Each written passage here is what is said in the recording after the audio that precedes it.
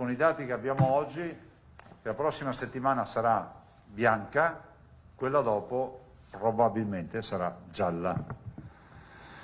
Quindi quella dopo è la settimana quella di Natale. Quindi Natale in giallo. Il giallo incombe sul Veneto. Non è un abisso, ma è una caduta. Sale la fascia di rischio che entro qualche giorno non sarà più bianca.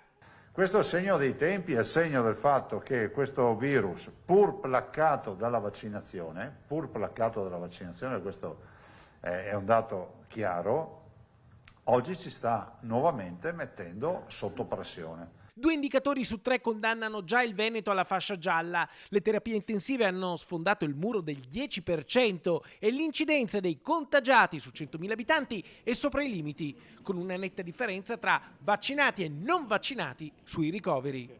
Questa settimana 191,8 su 100.000 i non vaccinati ricoverati e 31,8 su 100.000 i vaccinati. 3, 6, 9, 12, 15, 18, quindi 6 volte maggiore è l'impatto dei non vaccinati nei ricoveri. Terapie intensive al 13% e incidenza dei contagi. Questi 2 indicatori però non bastano. C'è un terzo valore che deve crescere per decretare il passaggio di fascia. L'unico indicatore che ormai fa limite, che è quello dell'occupazione in zona non critica, occupazione di posti letto in zona non critica, stamattina all'11%, bisogna essere al 15% per passare in zona gialla. Insomma, non subito, ma è questione di poco e il Veneto scivolerà fatidicamente in fascia gialla. Saranno feste sotto il segno delle limitazioni, con l'uso della mascherina all'aperto e l'accesso ai ristoranti col Super Green Pass.